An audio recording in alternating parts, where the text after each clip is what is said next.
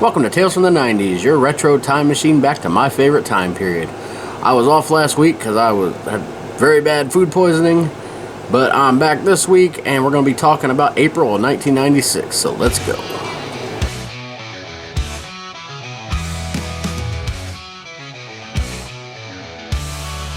Tales from the 90s never die. In our hearts they testify. VCRs and mixtape spins, where every tale begins. Tales from the crypt, marathons, wrestling wars and morning yawns. Play kickball in the street, man those days can't be beat. Tales from the 90s never die.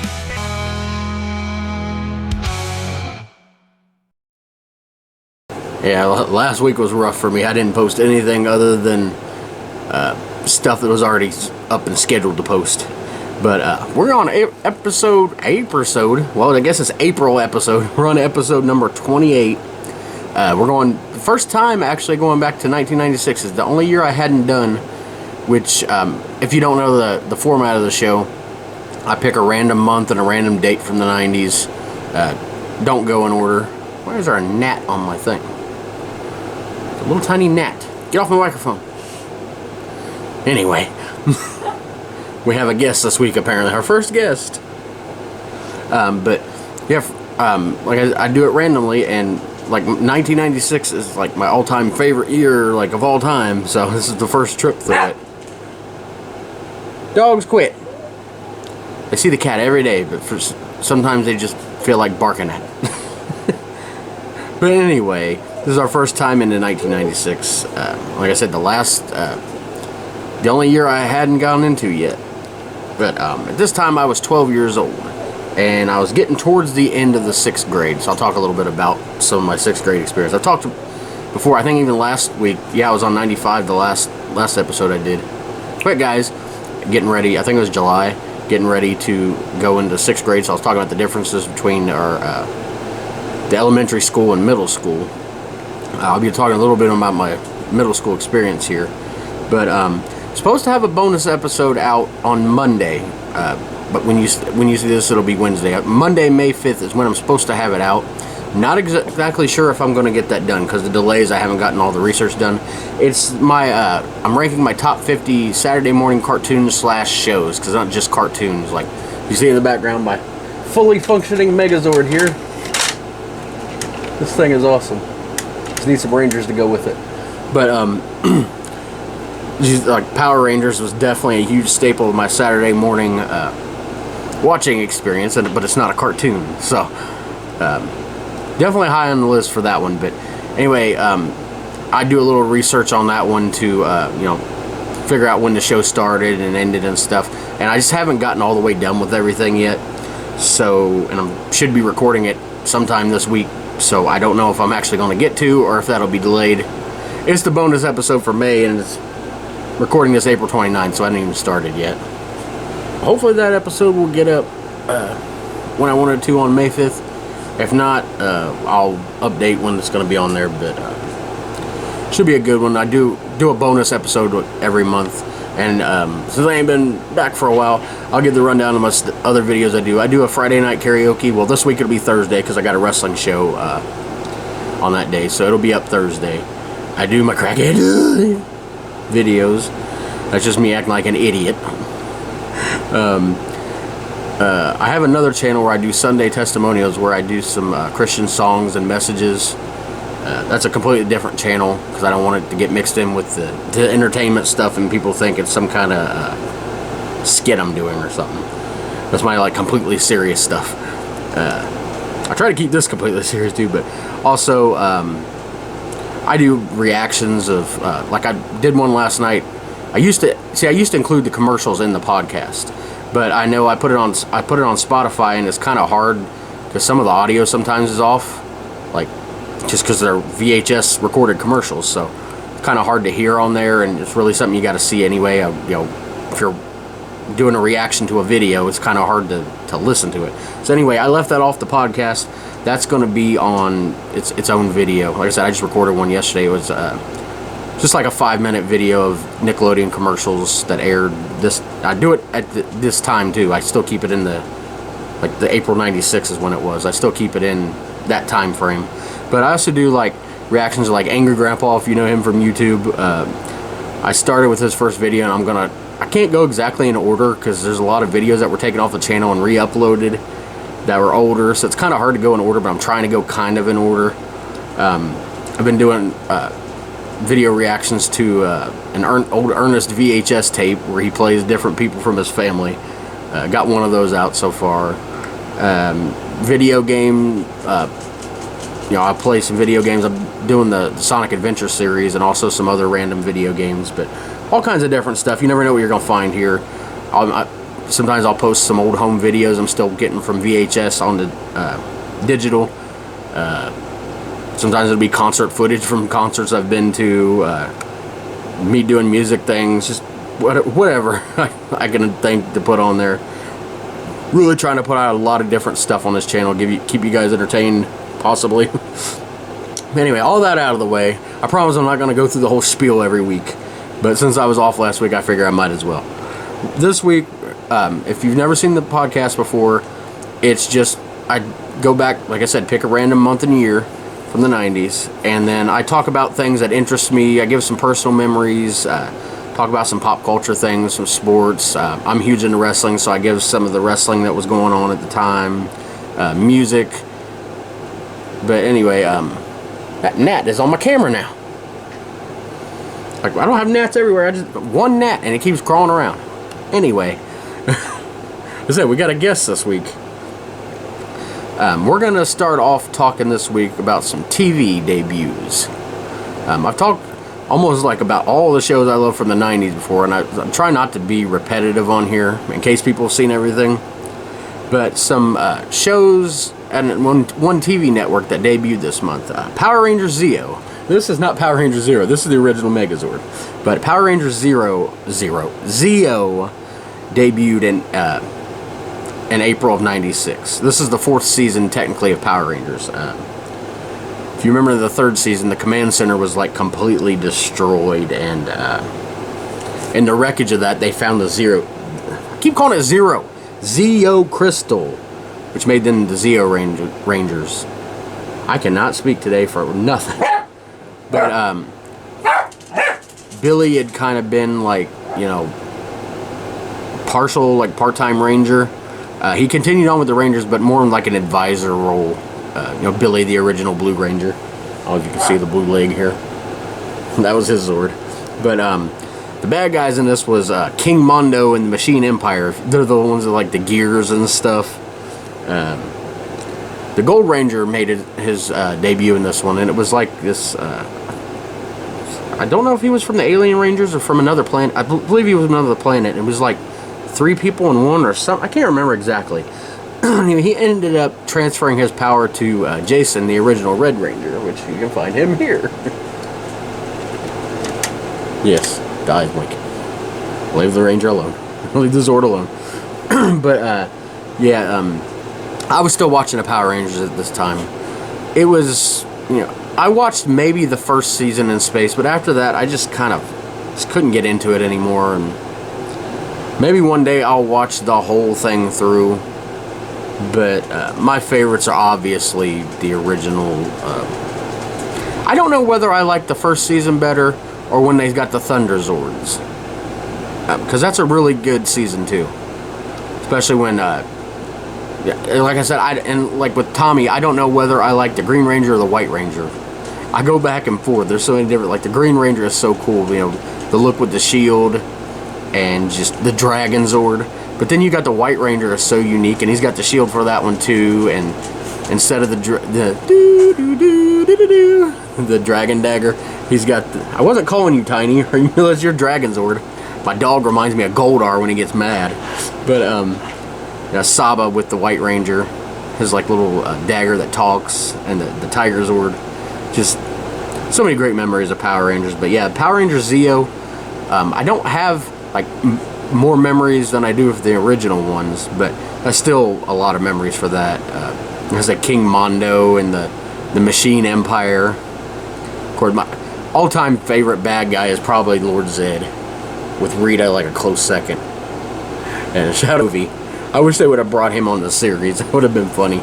But you know, they're going off of the Super Sentai stuff in Japan is what they took the, you know, all the fighting footage and stuff from, with the, you know, the American actors and the American you know, the acting scenes. They kind of mixed them in, so that's why Ivan Ooze wasn't on there, because he was made for the movie. Anyway, this isn't a Power Rangers retrospective.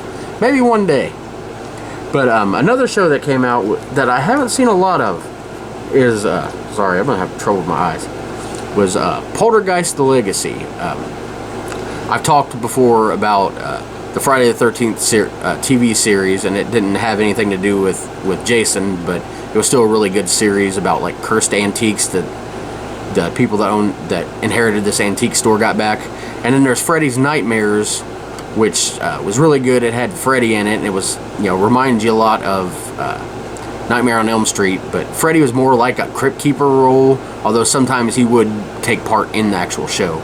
And then like the Poltergeist: The Legacy, I've never watched. I don't think I've watched a full episode. It was one of those shows on Showtime when I didn't have cable, but I do remember that the Undertaker was a part of one episode. I'm gonna have to find Poltergeist: The Legacy and watch it, because I heard good things about it.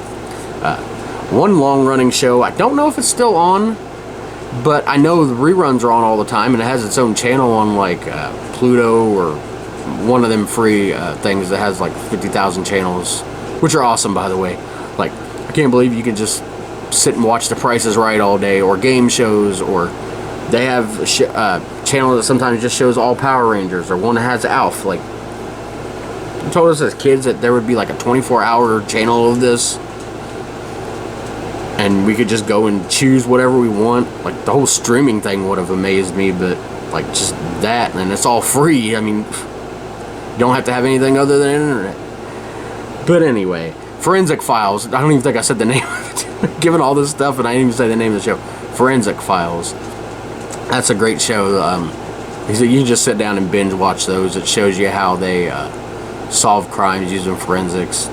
It's been on forever. I don't know if they make new episodes or not, but I do know that it's like, even on cable TV, it's still in reruns. And then the TV channel that debuted at this time was TV Land, which came off of the heels of the Nick at Night stuff on Nickelodeon, where they would, the earlier days of Nickelodeon, it would start at 8. Later on, you know, the kids stayed up later, I guess, so that sometimes they started around 9 or even 10 on Saturday nights. But you know, just the classic TV shows, and I guess they had so many of them, and so many people enjoyed it. You know, that didn't like Nickelodeon, I guess, you know, adults, because you know, if you're an adult back then, you know, there probably wasn't much on Nickelodeon interesting you other than some Looney Tunes stuff. So you were waiting for TV Land. So, or Nick at Night, I should say. So they came out with TV Land. It was basically Nick at Night 24 hours a day. But books I want to talk about. My favorite author of all time is Stephen King. He was doing something kind of different for him, because, you know, he's, you know, mostly known as the horror novel guy, and most people think about his books. You cite the, you know, the longer ones, or the ones that are most known, like It, The Stand. You know, some has really long novels, and then he has shorter books too, and also novellas, which are like in between short stories and novels, and then of course he has short story collections. But he was trying something different at this time. It was everybody knows The Green Mile, obviously, the movie with Tom Hanks and Michael Clark Duncan. Such a great movie. But the unique thing about the book was he put it out in 6 parts over a 6-month time period, and so it was like, you know, it was like you wait each month for it, you know, almost like you would a comic book or a magazine, or like a TV show or something. You know, you don't get it all at once. Now, by the time I read it all at once. I didn't actually get to read it when it came out in this time. But the second volume of this book came out, and it was you know, each book had its own little title too. But it was The Mouse on the Mile, and of course that's when we meet the mouse, and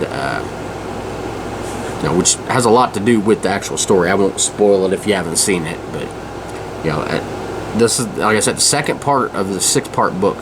which must have been really cool at the time. I don't know price-wise how much it cost. I don't think that he put each one out for like his regular novel price. I couldn't imagine it. I mean, as popular as he was, I couldn't imagine people spending, $20, $30 on each part of a book. But I don't know for sure. But another, of course, obviously, if Stephen King's my favorite author, I loved Goosebumps. Goosebumps came out with this 42nd book at this time, Egg Monsters from Mars. I've never even heard of this book before. Kind of sounds like R.L. Stine was running out of ideas there. Egg Monsters from Mars. But another book, because he was doing all kinds of course, the Goosebumps series was out, and that was huge. But it was a Give Yourself Goosebumps book, number 5, Night in Werewolf Woods. Now, I talked about this, I don't remember if it was last week or it might have been the week before. But the Give Yourself Goosebumps books is like the Choose Your Own Adventure book series. If you've never heard of that, it's basically you read the book, it says go to this page, but then you get choices like, if you turn left, go to this page, you turn right, that's basic, but it does stuff like that. Well, this, I actually went and got from the library. This is book number 6, Beware of the Purple Peanut Butter, which is actually the book that came out after the one I'm talking about now, Night in Werewolf Woods. And it's a really cool concept because it doesn't just give you choices, but sometimes it'll say, if your last name begins with, these letters go to this page, or these letters go to this page, or sometimes it has you flip a coin. But, and there's all kinds of possibilities. You try to either survive or, I wouldn't call it, I guess, because it seems like a game, you call it winning. Sometimes you die. But even in the Choose Your Own Adventures book, it don't expressively say you're dead, but as you get, it leaves it right there as you're dying, pretty much. But really cool concept especially for the Goosebump universe. I never got to read any of these because at the time I was in middle school, and your interests change and stuff. It's not that I didn't I don't want to read Goosebumps books anymore. It's just, I didn't go after them. I was trying to find all kinds of stuff I could about music and wrestling at the time, like biographies I was starting to get into when I did read. And of course the Stephen King stuff. But, just R.L. Stine was still pumping out Goosebumps, still popular as ever. It's just, it looked like some of his ideas were kind of running out there with Egg Monsters from Mars. But sports, April, of course, the first month of baseball. The top teams in the National League were the Expos, which don't exist anymore. They're the Washington Nationals. At the time, the Montreal Expos. The Padres, the Cubs, and the Astros. The Cubs and the Astros were tied at the top of the Central. This is when the Astros were still in the National League in our division, the Reds. We were the worst team in our division. We ended up finishing third with an even record. We the same amount of wins and losses, 81 and 81. But the top teams in the American League were the Yankees, the Indians, of course, they're the Guardians now, and the Rangers. And that year's World Series, the Yankees beat the Braves. Of course, Yankees and the Braves in '96, some of the best teams in baseball history with those two.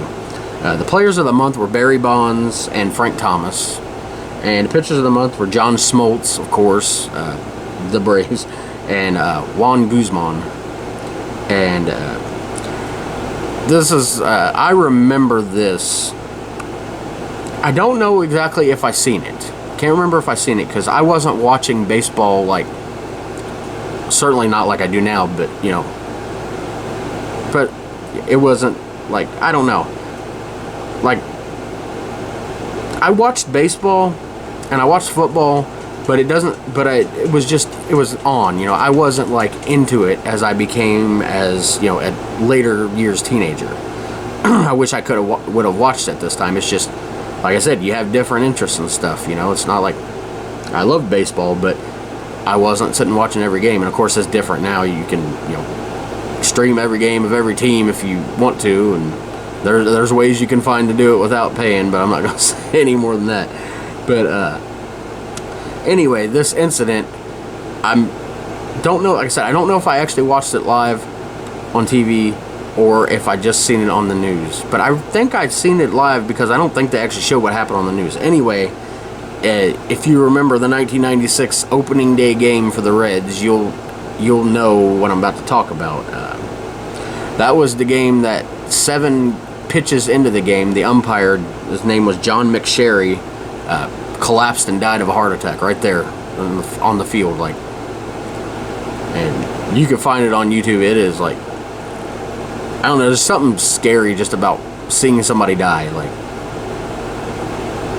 I don't know what it is. Like I'll finish this and I'll tell the story I was about to tell. But yeah, just collapsed dead, and they canceled the game, and they canceled all the other games that were happening on opening day. And our owner at the time, Marge Schott, which is, you know, the more I've heard about her over the years, the more I don't like her. You know, yeah, she might have had some good seasons, but she wasn't a very good person. I'm sorry, but she wasn't. But she complained about, oh, they shouldn't have canceled it, because opening day in Cincinnati is, I'm not trying to say, oh, they're better than everybody else, but I think everybody in the league would acknowledge that opening day in Cincinnati is completely different than any other team's opening day. We're the very first baseball team, and we have this huge opening day parade and all these festivities and stuff. Used to be our game was first for everybody else's, but they freaking changed that. This year they had the first 2 games of the year in Japan, like almost a week and a half before the season started. They're getting stupid with the schedules. But anyway, I get, you know, because everybody out for the game, you know, didn't want to cancel it, but there's a reason that they build in a day off after the opening day, is because in case it gets rained out, you can still have that first game. But anyway, completely unprofessional for her to complain about that when the poor umpire died of a heart attack right there.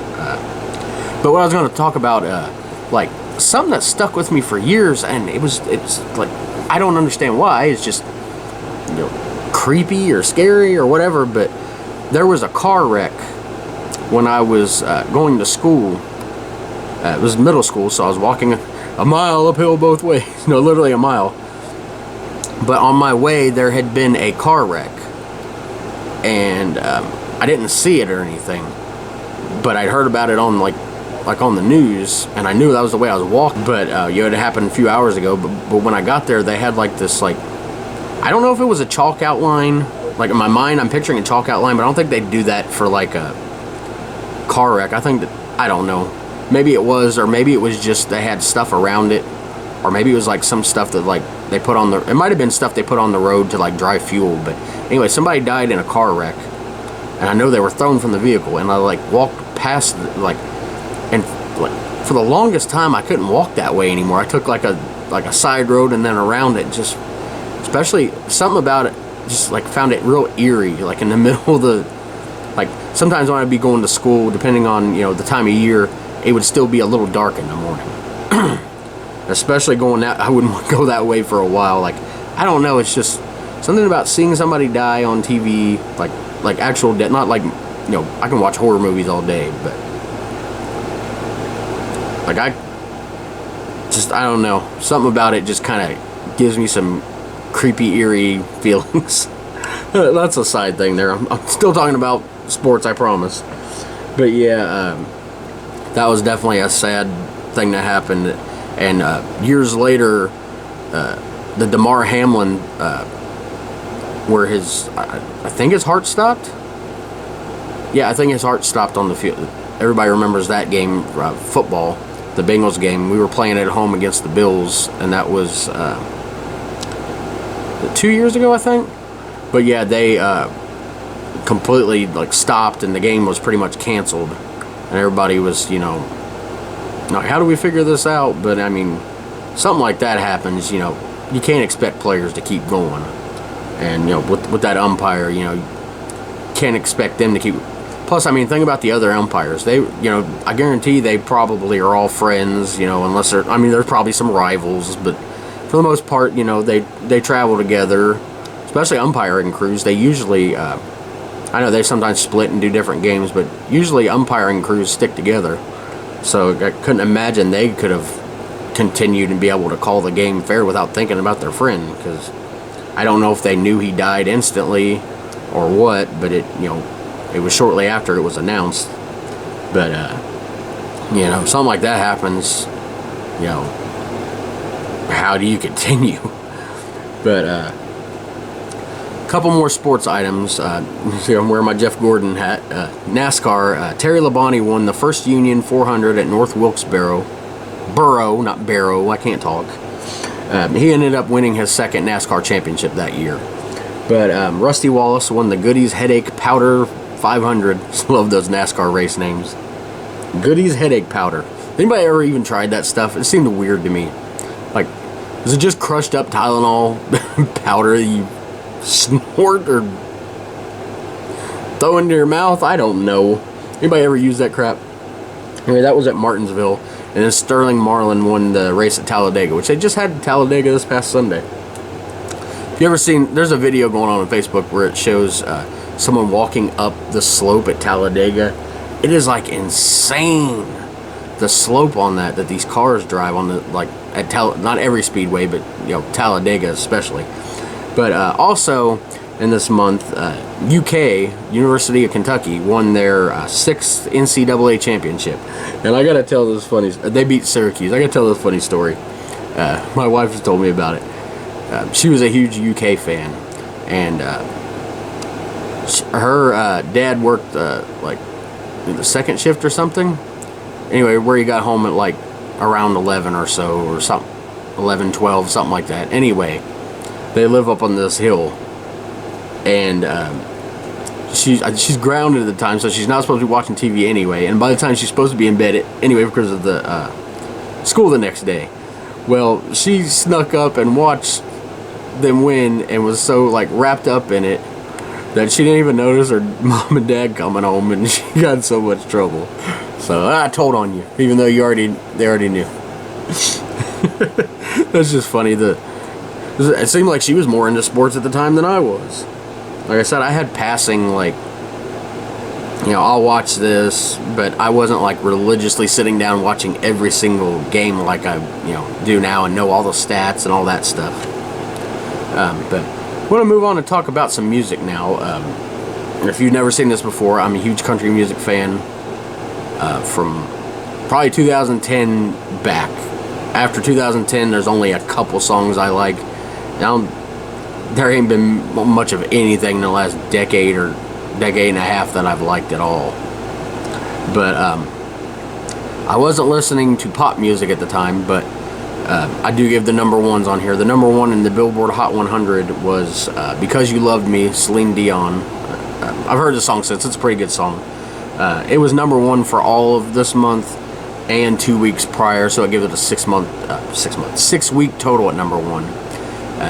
But I was listening to the American Country Countdown with Bob Kingsley every Sunday morning from 9 o'clock till noon. I would listen to it. Sometimes I would tape it or tape the songs, and I didn't have many tapes, so they kept getting taped over and taped over, because I would love to have this collection.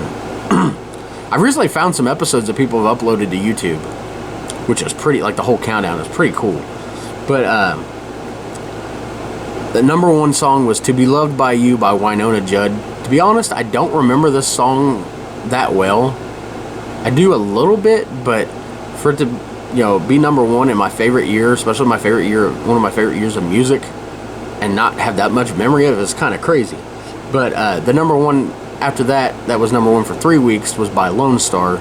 I believe it was their first number one, No News. Their first song was Tequila Talking, but I don't think it hit number one. It was a pretty big song, but No News was one of their first huge songs. And until Amazed came out, that was their like signature number one. Amazed came out in '99, and that song was gigantic. But No News is it's one of those catchy, fast songs.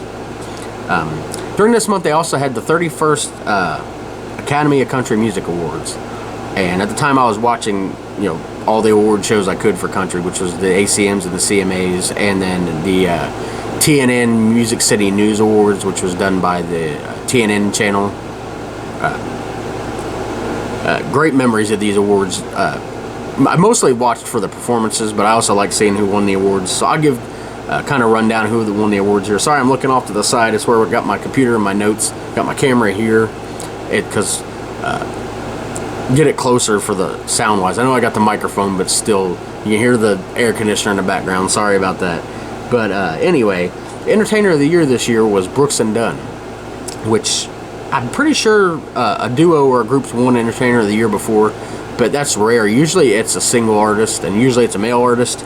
But this year it was Brooks and Dunn. That was one of their biggest years, was '96. Album of the Year was The Woman in Me, Shania Twain. That is a great album. There are so many songs on that came out and went to #1, and some great songs on it that weren't even singles. Top female vocalist of the year was Patti Loveless. How can you disagree with that? Her voice is just so pure. And the top male vocalist, Alan Jackson, again, can't disagree with that either. Top vocal group of the year was the Mavericks. They had a few songs I liked, but I wouldn't say they're like the top vocal group. They did have some good harmonies and stuff, but sometimes they get you agree with awards, sometimes you don't. It don't really matter. In the end, nothing about the awards really matters, other than sometimes it's political, sometimes it's popularity contest, sometimes it's deserved. But in the end, really all that matters to an artist is how many records do they sell? How's the tour going? Am I putting out music I like, or how are the fans responding? That's the real stuff. I think if you ask artists, that they'll really, they can have 50 million awards, or they can get no awards. None of that matters to fans. I'm not sitting there going, should I go to this concert? I love these guys, but they didn't win a Grammy last year. I don't think I'm gonna go. Who cares about any of that crap? But it's still fun to look at the results. Of course, the top vocal duo or group of the year is going to be, not duo or group, duo of the year was going to be Brooks and Dunn. They were Entertainers of the Year. These two always used to confuse me, but I think I've got the gist of the differences. The single record of the year is Check Yes or No by George Strait, and the song of the year is Keeper of the Stars by Tracy Byrd. The difference in those is the single record of the year is basically given to the artist and I guess the record label or the producer. It's how well did the single perform at radio. Song of the year is more geared towards the songwriters and an actual song. Like sometimes you'll get a single of the year, like with this one, Check Yes or No. It's a good song too. But usually, sometimes you get singles of the year that'll be like not really lyrically deep, but that's where the song of the year comes in. That's more for like I said, the songwriters get the credit on that one, and it's even if it didn't outperform the other one, that's why they kind of made the two different things. I always used to get it like, why do they have two songs of the year and they call it something different, or what's the point? But I think I've kind of figured that out over the years. Top new male vocalist of the year was Brian White. He had a pretty good career. I'm surprised he didn't have a bigger career than he did. I guess if he'd came out a little earlier in the 90s, he might have had a longer run. But shelf life for singers in the 90s was just getting smaller and smaller as get towards the middle and the end of the decade. It really sucks. He has some great songs. Top new female vocalist of the year was Shania Twain, which I think they were doing that just to give her an award, because she wasn't new at all. She'd come out with an album like 2 years before, and it didn't really do much.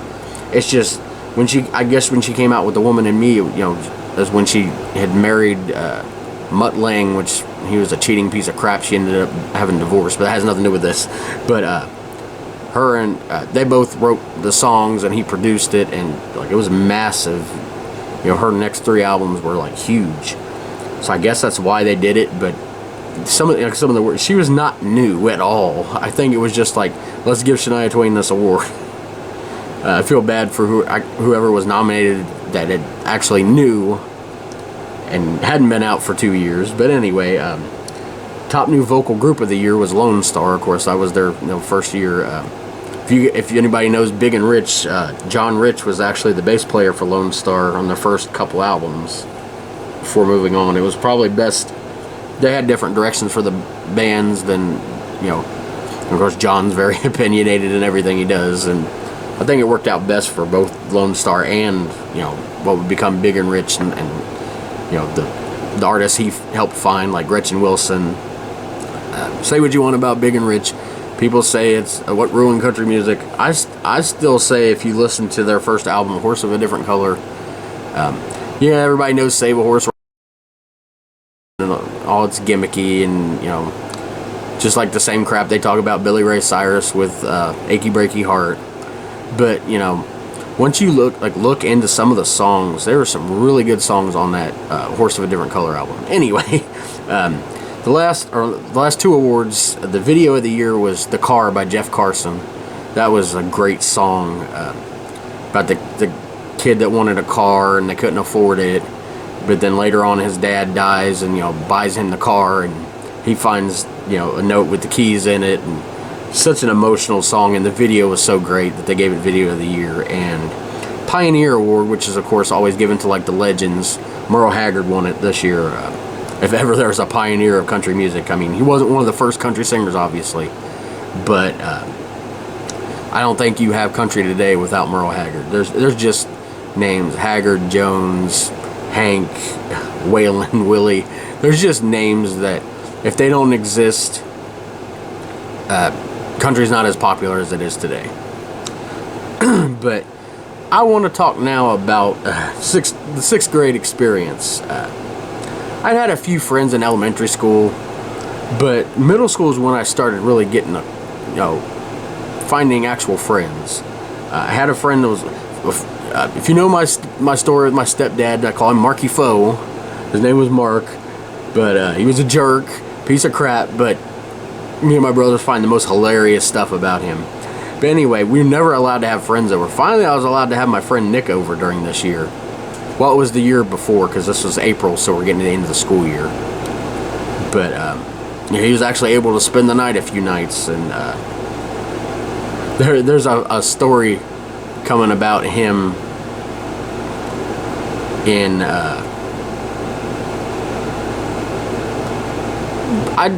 it'll be either July or August, whenever the Summer Olympics were happening. There's a story about him and how we stopped being friends at some point after this. But anyway, yeah, Nick, his name was Nick, and he would spend the night. I never got to go to his house except one time.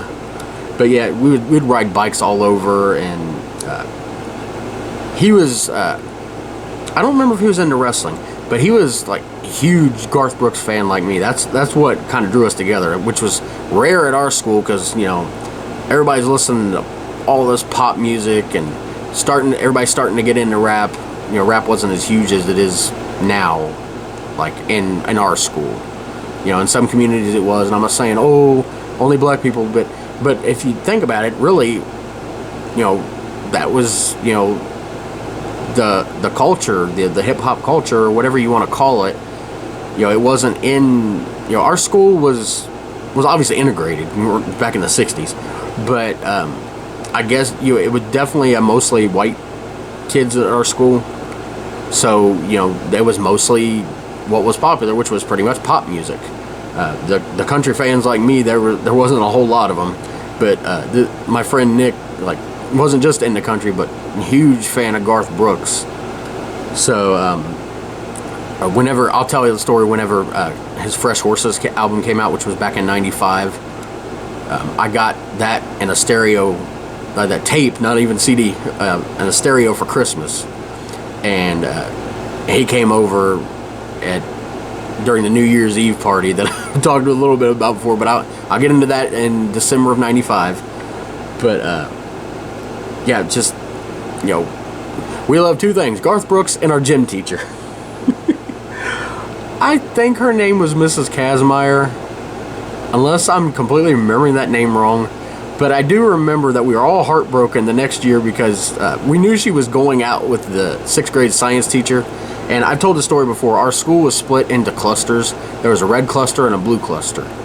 I was in the red cluster, which means next year when you go to 7th grade, you switch to blue, and then you know, it alternates. And then, you know, high school, they didn't have the clusters. But anyway, he was a science teacher in the blue cluster, so I never had him. You know, me and Nick were in the same class at school. We were in the same cluster. But we all knew that, like I said, the gym teacher married him the next year. But we all knew they were together, but like she was like we were just in love with her. Like she was not the typical female gym, the old stereotype about the female gym teacher, like muscles, and I don't want to be insensitive, but like ugly looking. That's the way you think of the classic female gym teachers of the day. She was like gorgeous. Like everybody I know, especially me and Nick, was like in love with this gym teacher. And actually, she is what led to me and Nick not being friends anymore. I know it sounds completely stupid and like second grade type stuff, but it's a little deeper than that. But it was, looking back on it, was completely my fault, and I'll talk about that in an episode when I'm in 7th grade for my first time. I've told that story before. I repeated 7th grade twice. Well, I should say repeated it once. You can only repeat something, if you repeat something twice, it's 3 times. Apparently I wasn't good at math. One of my favorite subjects, but I wasn't good at it. But yeah, and I made another friend named Anthony. Now, I was acting like an idiot on some days.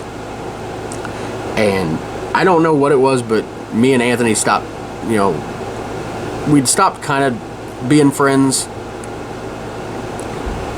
at some point. It was one of my first friends at the school. And it wasn't like friends like, we tried to be friends outside of school and stuff. It was just, you have those friends in class, You don't really, like, think of them as like, well, I'm gonna, go to this person's house, or, that's my best friend. You just, they're friends in class. But something happened. If you hear anything outside, another thing, it's either storming or the garbage truck. It's doing both today. But he was, we just kind of stopped talking. We had different interests, and I don't know, but one day, like, he was doing something that was annoying me, and I called him fat, which I know is kind of funny now, looking like, you're calling somebody fat. I wasn't fat at the time, but I guess that's what I deserved by calling somebody fat. But anyway, I thought it was like, everybody else, you call somebody a name, they call you. He was really pissed on this day or something, but he, like, literally picked me up and threw me over 3 or 4 desks. I think he ended up getting, like, in-school suspension for it. But looking back on it, I completely deserved it. Like, he threw me over these desks like I was nothing.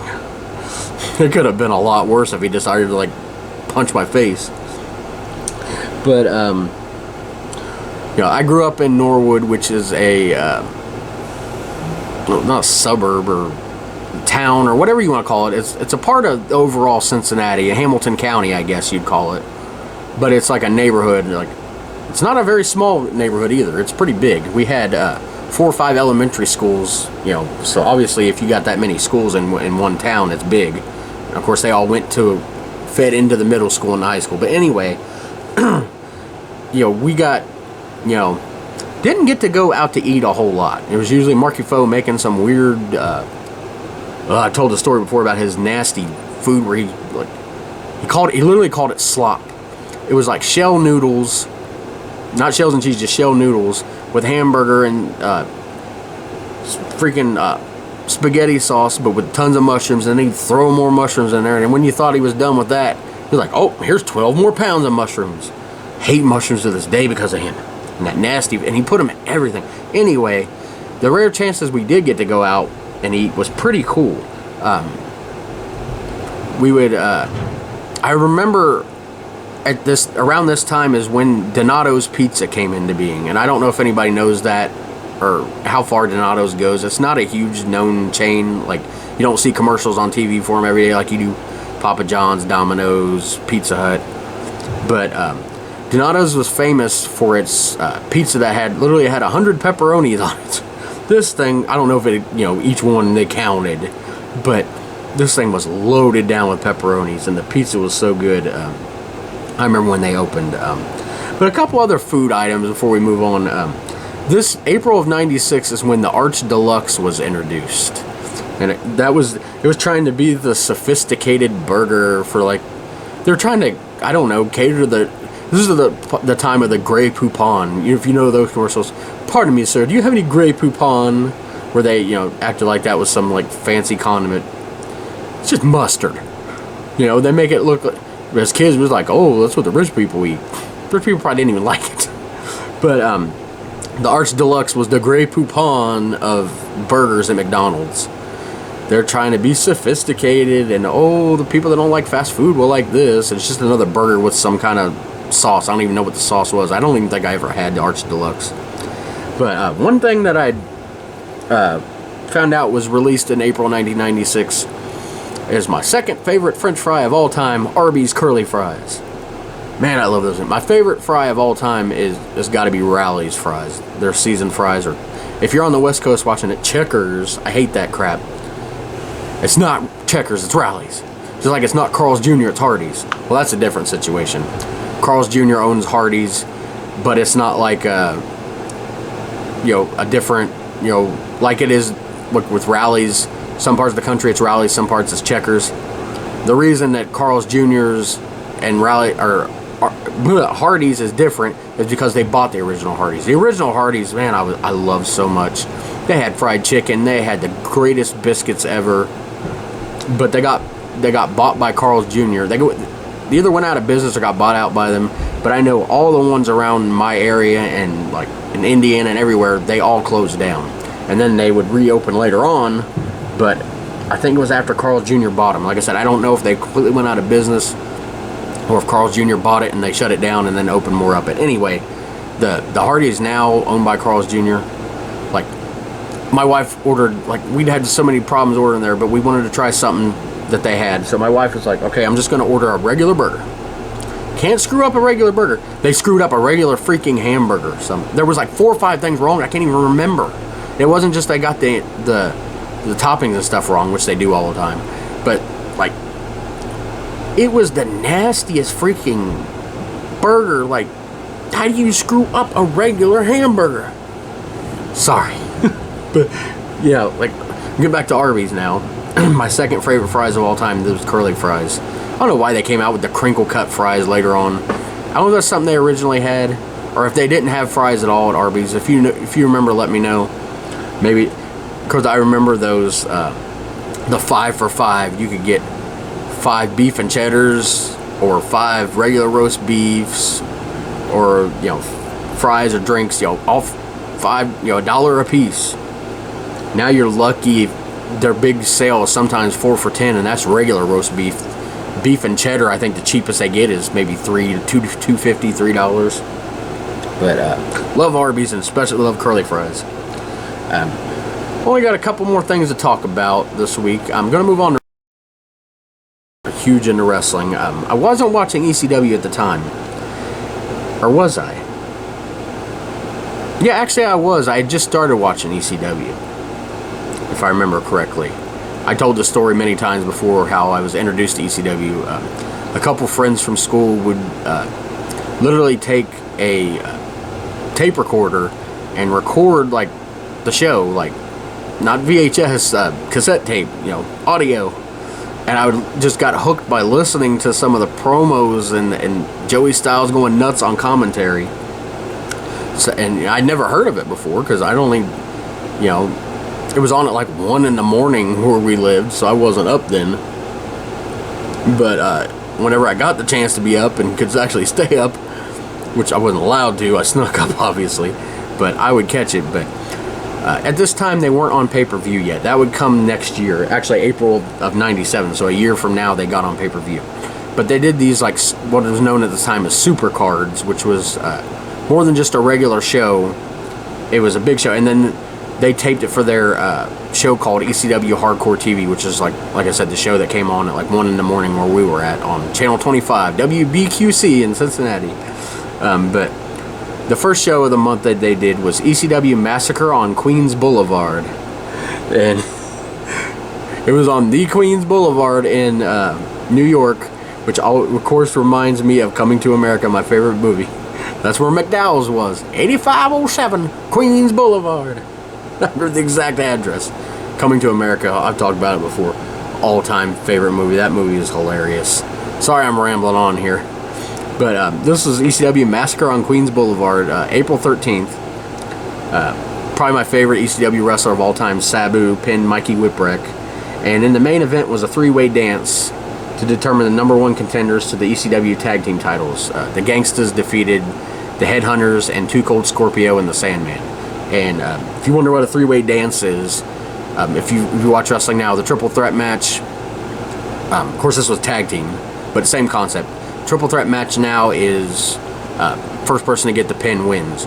But a three-way dance, which is what ECW did almost all the time, which actually I like this style of match better, was elimination. Instead of your first pinfall wins, it's whoever, you eliminate somebody, then you're down to the last two. Then they called them a three-way dance, which, like I said, I prefer those triple threat matches, especially in video games. It's hard to win a freaking video game when you're trying to pin somebody and the other guy's coming after you. But if it's elimination, usually the computer doesn't stop you from pinning the other person because the match continues. Anyway, second ECW supercard they had this month was ECW Hostile City Showdown, which was the third of those shows named that. It was on April 20th from the ECW Arena, of course, the famous ECW Arena in Philadelphia. Sabu pinned RVD after a triple jump moonsault. This was their very first match they had, and of course, they went on to have that love-hate relationship with when Bill Alfonso got with them and made them team together. And they RVD was always trying to steal Sabu's thunder, and Sabu was always annoyed with RVD, and they almost always came to blows, but somehow they didn't, and they were successful. That was such a strange run, but it's such a good one to look back at. I always thought they should have had a huge, finally come to blows, and maybe they were, but RVD ended up going on a huge world television title run that ended because he got injured, and what could have been with that. And the main event was ECW champion Raven pinning Shane Douglas. Two classic ECW names there. No WCW pay-per-view this month, but WWF did have their In Your House. It was number 7. It was Good Friends and Better Enemies is the name of it. It was the first show that they gave, I think it was the first show they gave a name to for the In Your House pay-per-views. The In Your House pay-per-views, if you don't know, were different than the regular ones. The time, the big pay-per-views were WrestleMania, obviously, Survivor Series, SummerSlam, and King of the Ring. It started in 93, 92, 93, something like that. Yeah, I think 93. But they came out with, they started getting more pay-per-views, but they weren't the huge ones. These were called In Your House. They were 2 hours as opposed to 3 hours, and cost less. And they didn't have they tried to say the bigger matches for their big 4 pay-per-views. But this is, like I said, their 7th one. It was called Good Friends, Better Enemies because it was Diesel and Shawn Michaels were feuding. They had been friends, but now they're feuding. It was the last televised show featuring Diesel and Razor Ramon before they went to WCW and the whole NWO angle. NWO? Why am I saying that? Why does it sound weird? NWO. Why? It's sounding weird in my ears, but that's what it's called. NWO. I tell you, I can't speak today. Still getting half my voice back from last week. I lost it throwing up. Anyway, Diesel and Razor Ramon, of course, Kevin Nash and Scott Hall went to join, to form the NWO in WCW and start, that huge time period that would lead to the, into the Attitude Era and the Monday Night Wars and all that stuff that everybody remembers fondly from the 90s. But that was one of the catalysts for that. The main event of this show featured Shawn Michaels retaining his WWF title against Diesel in a no-holds-barred match. Like I said, that was the last televised event featuring them. Of course, everybody knows the curtain call at Madison Square Garden, their last actual show. Everybody knows that story, and if you don't, look it up. If you're watching this and you don't know that, then you probably don't care about this wrestling part. But one final thing to talk about for wrestling is huge title change on April 22nd on Monday Nitro. The Giant, of course known now as The Big Show, Paul White, defeated Nature Boy Ric Flair to win the WCW World Heavyweight title. So like I said, huge title match there. You're going to drink of my tropical Sprite. That's one that came out in the 90s that I love, and I'm glad it's back. Hopefully it stays. And freaking cherry Sprite is so good. I don't know why. As a sidebar here, Sprite is one of those flavors that you could put anything with. Like they do with Mountain Dew. They have a million Mountain Dew flavors. They've only had like, what, tropical and cherry Sprite, and I know they have like the lemonade one and the chill one, the strawberry kiwi, which is really good. But Sprite, you would think would have had more flavors over the years, just because as a base, like Coke and Pepsi have had more flavors than Sprite, and they have such a strong, flavor base that, it's kind of hard to flavor them. Sprite is one of those ones, and not just because it's clear, but one of those ones, the lemon lime flavor, but it's just like such a neutral base. Sound like I'm doing chemistry here. That, like, you put any flavor in, it's gonna flavor it. Like, I'm surprised we haven't seen orange Sprite and like raspberry Sprite, blackberry Sprite, grape Sprite. You can make those with like the freestyle machines at restaurants and stuff, but I'm surprised they don't sell those. I think they'd sell a lot. I'd love anytime a new flavor. I'm still trying to find the freaking strawberry watermelon 7-Up. 7-Up's one like that too. That surprised 7-Up and Sprite. I know they taste different. 7-Up tastes straight up like Fruity Pebbles to me. I love it, but everybody's like Coke and Pepsi, and I taste the difference in those, but they are similar. Sprite and 7-Up are similar too, but there's more of a flavor difference in those than there is between the Coke and Pepsi. Anyway, Surge is the all-time greatest pop of all time, and it is pop where I come from. And yes, Surge is the greatest pop of all time. I will go to my grave saying that, and if anything ever comes out that's better than that, then congratulations, because you created something huge there. But Tales from the Crypt, as if you can't tell by the font of this podcast, is my all-time favorite of everything. Love the comic books, the TV shows, the movies, the cartoon, the game show, anything doing with Tales from the Crypt. But this was their last season, and it's the one that's like blasted the most by critics, and I get that too. They're some of the worst episodes. If you want to pick like a worst Tales from the Crypt episodes, definitely came from the 7th season. There are some good ones in there. Like this first one was pretty good. The first episode, this was their final season. It started this month, and there was 2 episodes. The first that were in April, I should say, not just 2 episodes of the season. It was 2 in April. The first one was called Fatal Caper, and it was an hour-long one. And it was about this old rich guy, and he's got these 2 sons, and he's actually got 3 sons. One like moved away. There was a falling out, and he was telling his 2 sons that they're not going to inherit anything until they find their other son, because he's dying and he wants in touch with his son again. Well, he brings in this lawyer, and it's all this like double-crossing plot where the lawyer's the guy fakes his death, just trying to see what's going to happen with his sons, and there's like the one son's double crossing the other, and they both end up like dying, and at the end you find out the dad's actually not dead, and like the lawyer's a woman, by the way, and he's gonna like it's just him and her left, and it's like he's trying to, even though he's an old man and he's like 30 or something, trying to sleep with her. Well, it turns out it ain't actually her son went away and got a sex change, and like reveals herself or himself, whatever, to the old guy, her dad, and he ends up, I can't remember if she kills him or he dies of a heart attack. Anyway, the bottom line is he inherits the money. It's a some of my descriptions of these things are crap.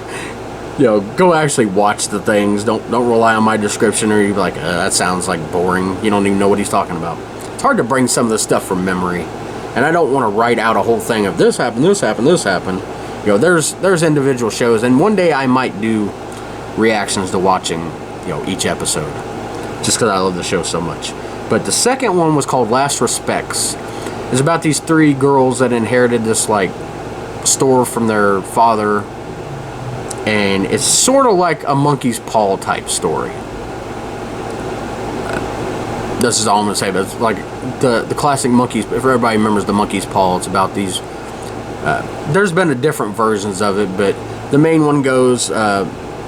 the one I remember the most is, this couple has, the son dies in like Vietnam, and they have this monkey paw that gives them 3 wishes, and they wish him back alive, or they wish for money. He ends up dying. They wish him back alive, but he's a monster because he's not just alive. It's basically, the story is, you get these 3 wishes, but there's always consequences. They did a segment of the Tales from the Crypt movie from 1972, the British film, which is really good. My can't remember the second, my second or second movie favorite time. That bonus episode's on here somewhere. It's my very first bonus one that came out during a Halloween month in October.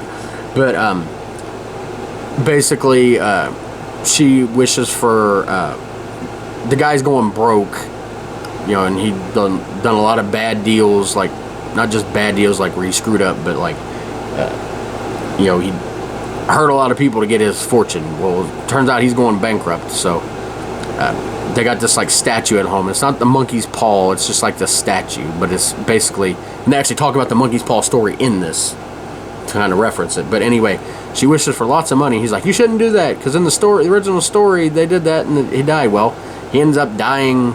He's driving, he gets called to the lawyer's office that he was just talking with before about having to go bankrupt, and well, they're not going to go bankrupt, they're going to sell all their stuff because that's not civilized to go bankrupt. Anyway, he's driving back to the office, looks in the mirror and sees this guy like right on a motorcycle with this, like, I can't tell if it was bad like makeup effects to where it was a skeleton riding this, because when they zoomed in they showed the skeleton face, or if it was supposed to be a helmet, because it looks like a skeleton helmet. You can see the guy's face underneath. So, but also this is the same movie that has this orangish blood at the very first episode with the Santa Claus. So like I said, I don't know if it was bad effects or if it was just meant to be a guy on a motorcycle that scared. Anyway, he had a heart attack and crashed and died. So the woman, finds out right after asking for the money, finds out her husband died. She like realizes like it had to have been this that did it. So she wishes for him back alive. Well, all of a sudden the people from the funeral come in and carry him in the coffin.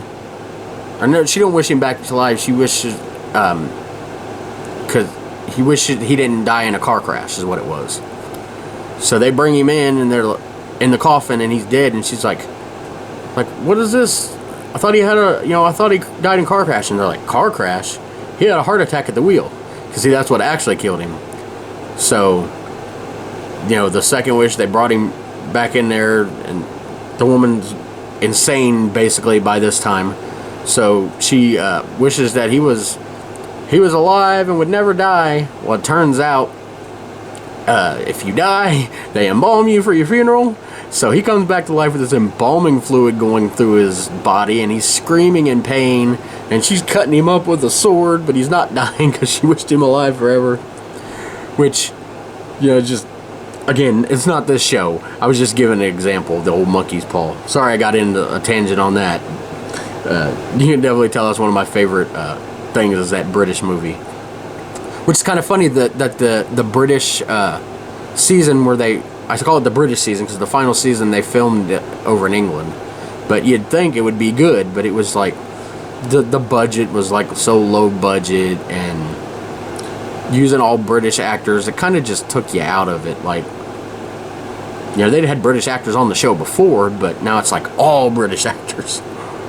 But anyway, final thing I want to talk about before we get out of here is I want to go through one of my favorite things to talk about is either I do a Nickelodeon schedule or a Saturday morning cartoon schedule, or sometimes both if I'm doing one on Saturday. This one's actually not, this is from Nickelodeon. This is from Friday, April 19th of 1996. And I've got their actual 24-hour schedule here thanks to Fandom, which slows my computer down a whole lot. I hate whatever they use but it's on the Fandom website, which is there's all kinds of those. It's sort of like a Wikipedia, but it's not as regulated, I don't think. Anyway, we start the day, of course, at midnight, and of course, Nick at Night's going on. We got the Bob Newhart show, the Lucy show, 1 a.m. the Munsters. I've done like I've done these schedules before, and it kind of, some of them kind of get monotonous. Like, yeah, I've seen the show, I like the show. But this week I kind of want to talk about my favorite characters on each show that I remember. I didn't really watch the Bob Newhart show. The Lucy show I watched a little bit. Of course, my favorite character on there is Lucy herself. She was just crazy.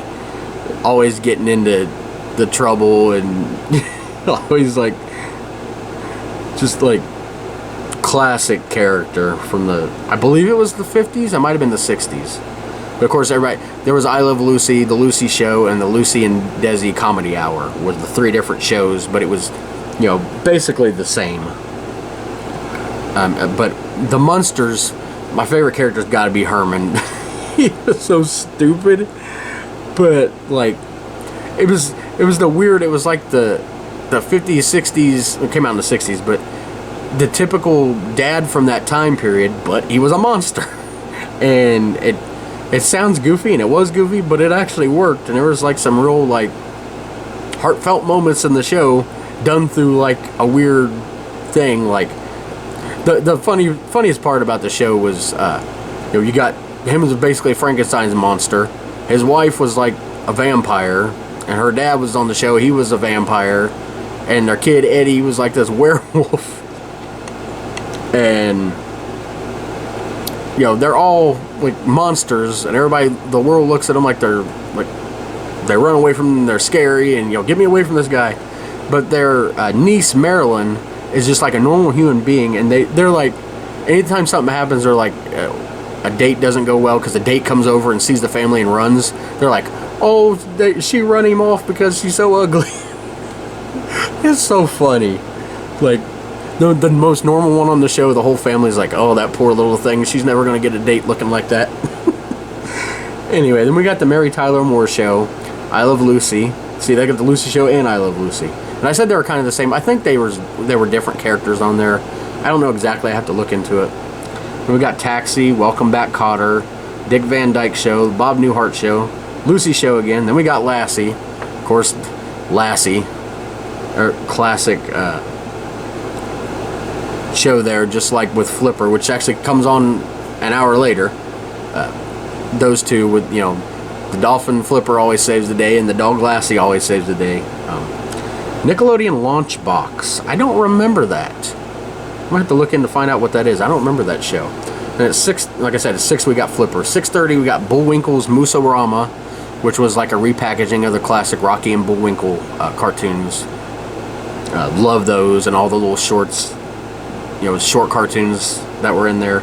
At 7 we got Wienerville, variety show with Mark Wiener was the puppeteer. He had puppets, and he would also be like one of the characters. And one of the segments on there is they get 2 members of the audience, and they'd put them in like this puppet costume, and they got to move their hands and to do whatever scene they're doing. Just like it's a weird variety show. 7:30 a.m. is Beetlejuice. Loved the cartoon of that. Didn't really care for the movie, strangely, but I love the cartoon. And then at 8 we've got Looney Tunes on Nickelodeon. Can't beat those classics. 8:30 Gumby. The 80s version of Gumby, not the 50s or 60s one. But still great. Everybody knows Gumby, the clay animation. And then at 9 we've got first Nicktoon of the day, Rugrats. Of course, this was during Nick Jr. because it was April, everybody was in school, so Nick Jr. was on most of the day, as you'll see. But they had Rugrats as part of that, because of course Rugrats would fit into Nick Jr. Kids of all ages love Rugrats. Then at 9:30 we got The Busy World of Richard Scarry. Love that one. That's just about this like town that's full of these animal characters, and they all had their own personalities. Really good show. Then at 10 we've got Rupert. Didn't watch a whole lot of Rupert. At 10:30, Muppet Babies. Yes, I had to do it. Love the Muppet Babies. All the Muppets in like the daycare with the nanny, and going on these adventures, and they would show movie clips. Then we've got Allegra's Window at 11. It's a great show with puppets. 11:30 Gullah Gullah Island. I've learned so much about this show over the years. the Days family, Ron Days, and I think his wife was Natalie. And the kids on there weren't their real kids; they were actors, because their real kids, I think, were too young or weren't actual actors. But you learn all about the Gullah culture, which is from islands off of South Carolina, which I always thought they were like, not trying to be racist, but they were, they seemed like they were people from like Africa. I thought it was islands over closer to that area, but they were actually off South Carolina. They were technically, citizens of the United States.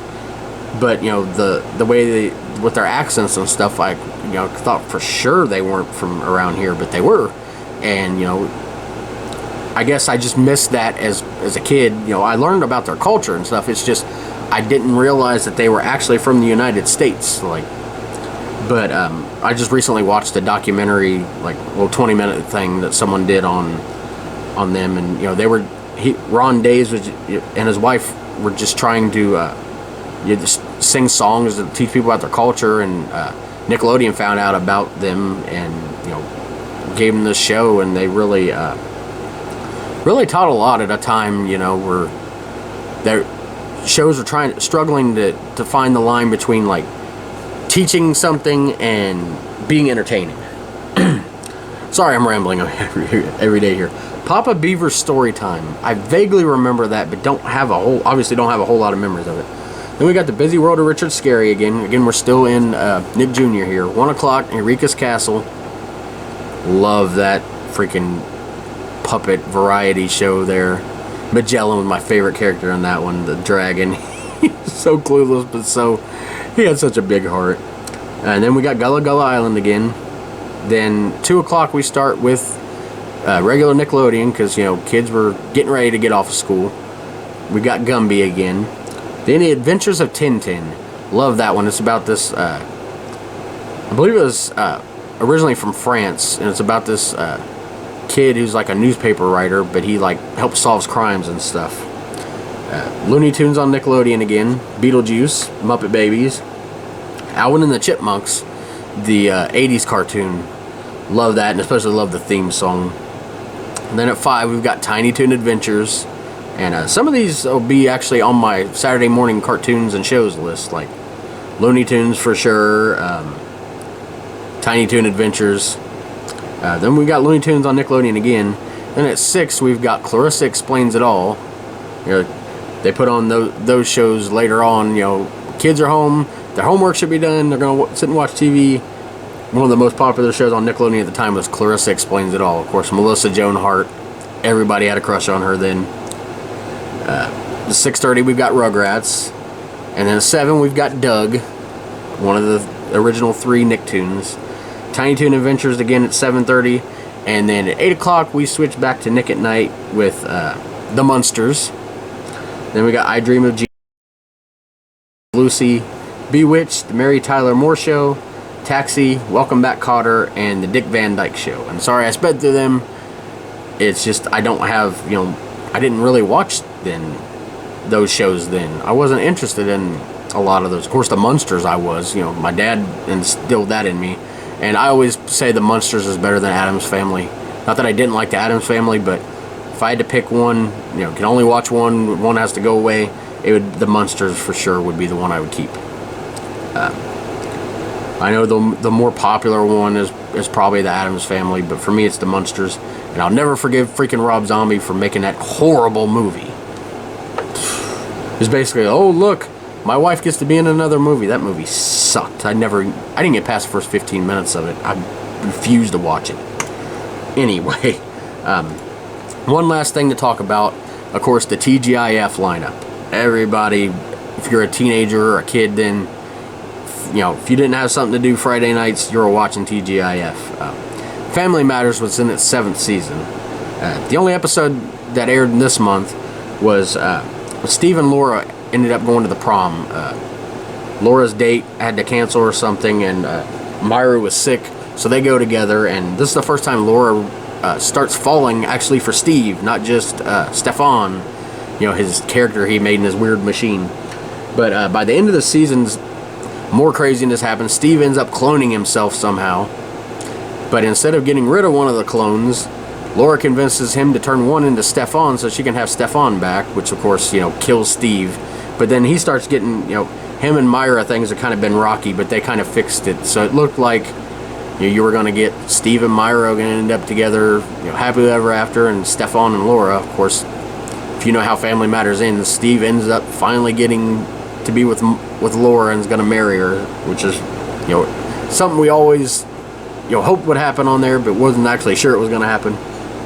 But Boy Meets World was in its 3rd season.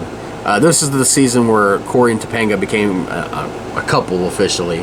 The only episode this month was the weird one where this microwave malfunctions or shocks Corey or something. But they were studying the Cold War in school, so I guess he gets knocked out from it. But he thinks he's back in the 50s, and one of those weird flashback. It's in black and white episodes where they're playing people from the 50s, but he's like, why am I here? And he knows about the Cold War, so they think he's a Russian spy. It's just a whole bunch of crazy stuff that happens. One of those episodes you get every once in a while. You get a continuing story, a normal story, then you get something weird like a flashback thing. But Step by Step was in its 5th season. The only episode of this month had Dana, JT, which were the step siblings, and then Rich was Dana's boyfriend, which was JT's best friend, which was a weird thing there that she ended up falling for him. Anyway, they were all getting ready for college and trying to figure out what they wanted to major in. And then another show that I didn't get to watch nearly as many episodes, I like to go back and actually watch later, I want to go back and watch, was Hanging with Mr. Cooper. They were in their 4th season. After this season, they went on hiatus for a year, and they came back for one final season, but they weren't on TGIF. They obviously, weren't as big as they were. But like I said, I didn't get to watch that one as nearly as much as the other shows, but I'd love to go back and see what service that's on and actually watch that all the way through. But sorry, this episode's been an hour and 20 minutes. But next week, hopefully no food poisoning, I'm back. We'll be on episode number 29, and I'm going to June of 1997.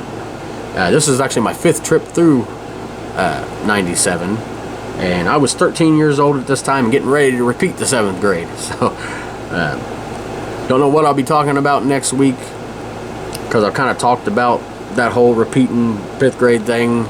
You can find it on some other episodes. But I'll find some personal memories to share and definitely be talking about some pop culture stuff. Check out all my other episodes in here. Again, I don't know if the bonus episode with my Saturday morning cartoons and TV shows will be on May 5th or not. If not, I'll try to shoot for the very next Monday, which would be the 12th, I think. But I'll have an update. If it's not going to be on there, I'll have an update. If not, hope you enjoy it. Hope you guys enjoyed this episode, and we'll see you next time.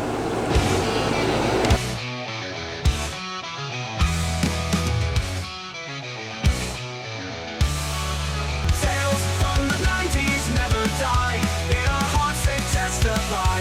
VCRs and mixtape spins. Well,